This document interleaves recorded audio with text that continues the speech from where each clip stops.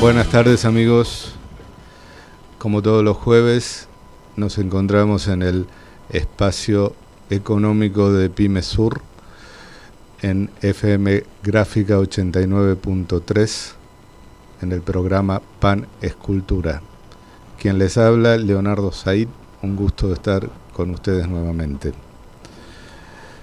Bueno, tal como venimos desarrollando en las últimas semanas, vamos a tener distintas perspectivas acerca de, o distintas opiniones acerca de las perspectivas económicas para las pymes en este 2017. Hoy vamos a tener una entrevista telefónica con Diego Feinburg, que es el director académico de la Escuela de Negocios Materia BIS. Es una escuela especializada en formar cuadros dirigentes de empresas. Bueno, y lo tenemos en línea. Buenas tardes, Diego. ¿Cómo te va? Leonardo te habla. Hola, Leonardo, ¿cómo andás? Bien, gracias a Dios, todo bien. Bueno, quería tener tu perspectiva acerca de en sintonía PYME. ¿Cómo ves este año 2017? Te escucho muy bajito, no. A ver si puedes. No Repito la pregunta. Quería conocer tu opinión acerca de cómo ves para este próximo año en materia económica desde una perspectiva PYME. O sea, ¿qué nos podrías decir? Sí. Mira, las pymes fueron, son y serán una parte fundamental de la economía. Generan cerca del 50% del PBI, pero cerca del 80% del empleo. Y tienen hoy, yo diría, un problema que es histórico, pero que hoy está agravado, y es que los empresarios pymes en general arrancan con su pyme porque tienen mucha pasión, muchas ganas, en general algún conocimiento específico que los lleva a arrancar sus actividades, y en general poco conocimiento de management y gestión, y entonces las ganas los llevan a ir para adelante y hacer todo lo que puedan porque su empresa crezca, con un foco puesto sobre todas las cosas en incrementar las ventas de la forma que sea. La verdad es que la economía hoy, como todos sabemos, está estancada, frenada en relación a un crecimiento en el cual estos empresarios pymes venían creciendo, y eso hace que hasta ahora los empresarios pymes no importaba demasiado lo que hicieran, si los productos que ofrecían eran muy buenos, si tenían diferenciales, y simplemente se dedicaban a gestionar la producción, ya sea de industria o de servicios, pero la producción de su oferta básicamente para lograr vender todo lo que el mercado demandaba. Y hoy en día el contexto es distinto, y entonces esa mirada tan puesta hacia adentro de los empresarios pymes, donde el foco está puesto en correr, en hacer, en trabajar muchísimo, debe cambiar un poco en términos de comenzar a pensar un poco más por qué ellos y no otros, cuál tendría que ser su modelo de negocio, básicamente cuáles son sus diferenciales para poder vender algo que ellos produzcan, insisto, ya sea un producto, un servicio, lo que sea, cómo logran seguir creciendo. Aquellas pymes que no logren trabajar sobre eso, aquellos empresarios que no puedan frenar un poco la pelota, y sobre todas las cosas diferenciar lo que hicieron hasta ahora de lo que tienen que hacer a futuro, la situación se les va a hacer un poco más complicada. O sea, yo también participo de esta idea acerca de que cada uno tiene que especializarse en un nicho de mercado o en un producto que sea diferente a lo que ya sea la oferta nacional o importada va a poder ofrecer. Durante este futuro próximo, porque recordemos que la perspectiva es de seguir abriendo las importaciones, entonces la oferta no va a ser solamente de productos locales, sino también productos importados. Yo quería preguntarte acerca de la incidencia de las tarifas, del aumento de tarifas en la productividad de las pymes, o sea, ¿cómo ves en relación a nuestros principales, digamos, puntos de referencia, que pueden ser el mercado brasileño o los productos chinos, en materia de productos terminados hablamos, ¿no?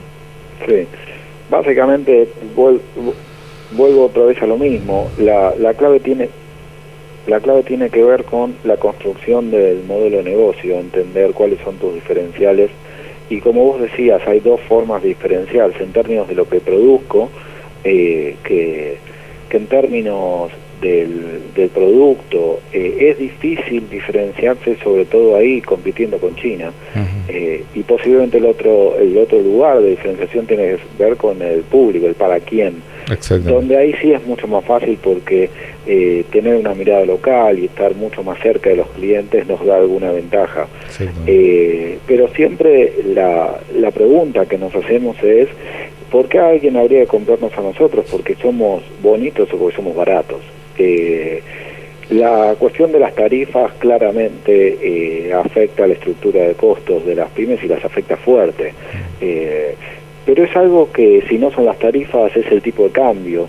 Si no es el tipo de cambio, es el costo laboral. Y si no es el costo laboral, siempre va a haber algún elemento que va a pegarle fuerte a la estructura de costos de la empresa pyme.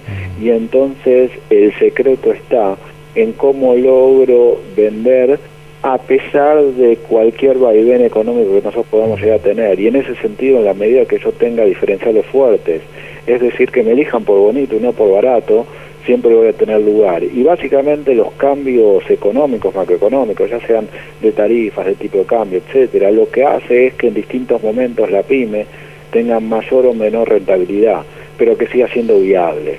Si mi rentabilidad o mi modelo está construido básicamente por una estructura de costos, en la medida que alguna variable externa de la economía modifique, simplemente hace que una empresa pasa de la línea de la viabilidad a la inviabilidad, y entonces indefectiblemente vamos a tener pymes que se quejen permanentemente ante cambios de contexto, que naturalmente las afectan un montón. Diego, te saco un poquito, y entonces tendría que ser viable a pesar de cualquier estructura. Bueno, te saco un poquito de este contexto y nos referimos un poquito al tema financiero, o sea, en un contexto en que el pequeño empresario o el empresario o el público en general, durante el 2016 se apostó al mercado financiero, ganó por lo menos un 30%, apostando a las LEVACs en la producción obviamente nunca llegas a una cifra tan alta. ¿Vos pensás vos creés en que hay un contexto que sea el adecuado para hacer negocios? Mira, la verdad es que yo trabajo con las pymes de todo el país.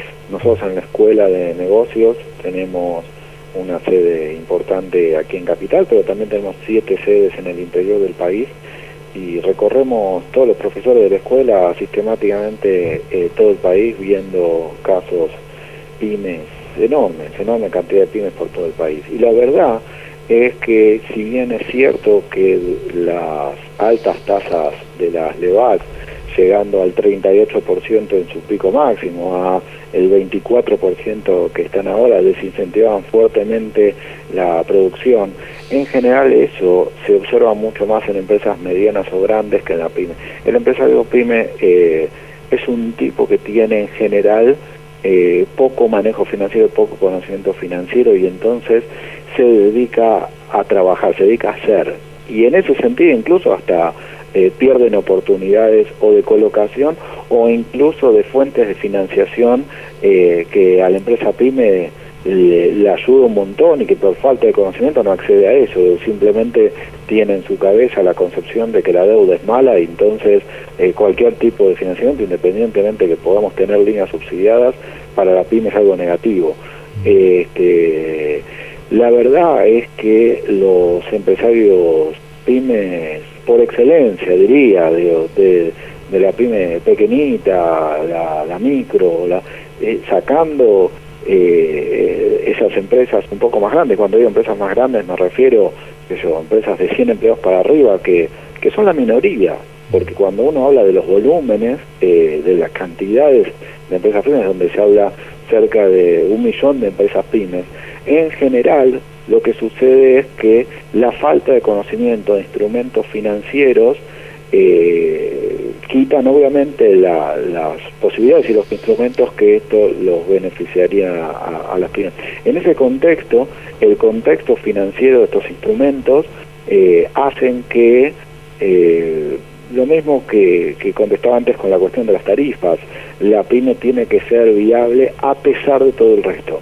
Hoy las tasas comienzan a bajar un poco y eso naturalmente le empieza a quitar atractivo a la timba financiera y ponerle más peso volver a la producción, y por otro lado también se les achica el costo financiero de las pymes, cosa que se hace más fácil, pero sigue siendo en general un problema de conocimiento del acceso a estos instrumentos para cualquiera de los dos lugares. Yo como empresario PYME también estoy muy alejado del circuito financiero y todo lo que gano lo vuelvo a invertir en la producción.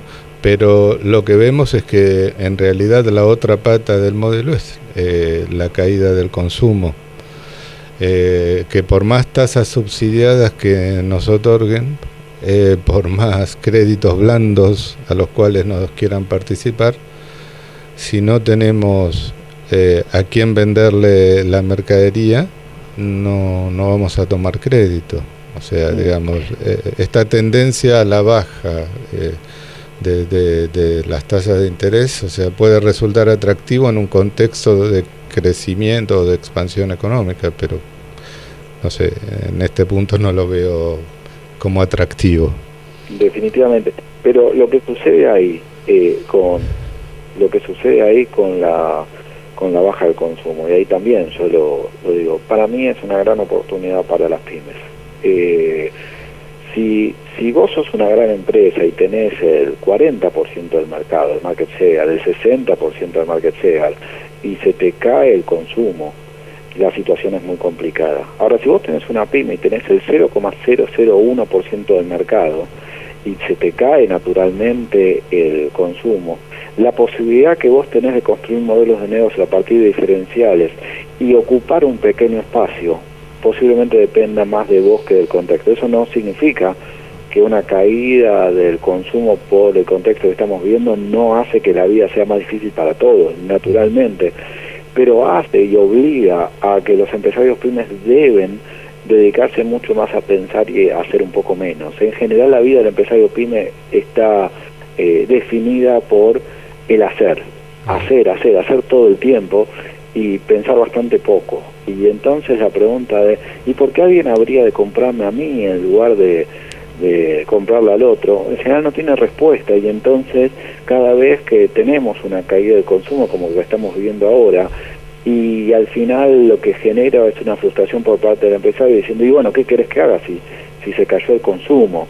Y la verdad que podés hacer un montón de cosas, porque si bien es cierto que el consumo se cayó, en términos de una pyme, hay un mundo tan grande de consumo que hay que lograr capturar a través de la atracción, que la posibilidad es gigantesca. E incluso lo que sucede es que en un contexto como este, o sea, en general las grandes empresas son muy conservadoras, muchísimo más conservadoras que las tienen pymes, menos capacidad de adaptación. De estas dejan espacios disponibles, claro, que podrían ser ocupados por una pequeña empresa, que en un momento de crecimiento la gran empresa no quiere dejar ni uno de estos espacios, y entonces a veces se hace más difícil.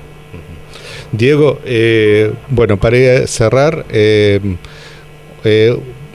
contanos un poquitito de tu escuela, más o menos en términos generales los cursos que brindan, etcétera? Porque pensamos que la formación también es importante. Definitivamente. Nosotros estamos convencidos y trabajamos en la escuela básicamente con la desesperación por ver cómo ayudamos a que estas pymes sean perdurables. Y para que sean perdurables, como venía contando en la entrevista, la clave está en la construcción del modelo de negocio. Los modelos de negocios no se aprenden en las clases, no vamos a lograr enseñarte nosotros. La clave de la escuela es generar un espacio para invitar a que los empresarios pymes puedan frenar un poquito en su hacer en el día a día y se pongan a pensar. Y para pensar necesitan tres cosas. Necesitan, por un lado, herramientas y conocimientos en un lenguaje muy simple, muy accesible, muy llano, de forma tal que ellos lo sientan propio. Por otro lado, necesitan un espacio para poder aplicar esas herramientas en sus propias empresas.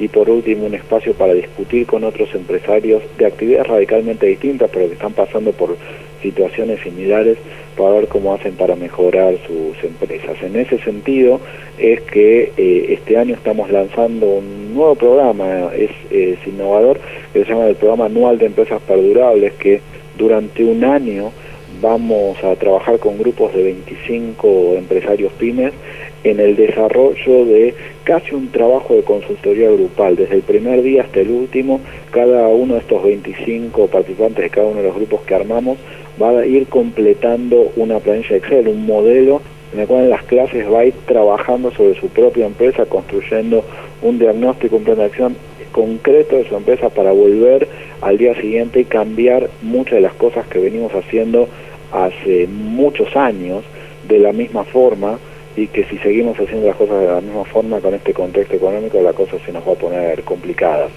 Entonces la idea de la escuela es generar el espacio para que los empresarios pymes puedan no solo venir a pensar y a discutir, sino a reinventar su empresa para que sea perdurable en el tiempo. Bueno, Diego, invito a los oyentes a buscar en la red Materia Biz, B-I-Z, que es la escuela de negocios cuyo director académico es Diego Feinburg. Te despido con un abrazo grande y bueno, espero que durante el año nos volvamos a escuchar. Un abrazo y muchísimas gracias. Un abrazo grande para vos y para tu audiencia. Gracias. Okay. Bueno, queridos oyentes, así como hablaba junto con Diego Feinburg acerca de la importancia de la formación y de plantearnos, reflexionar acerca de a dónde estamos yendo, cómo poder mejorar nuestro trabajo, nuestro negocio. Por eso les invitaba a consultar en la web. Y por otro lado, despedirme de ustedes hasta la semana próxima, desearles un buen fin de semana y tengamos esto presente, que nuestra actividad depende de lo que nosotros hagamos, de lo que reflexionemos y hacia dónde estamos queriendo focalizar nuestro negocio. Un abrazo desde FM Gráfica, Leonardo Said.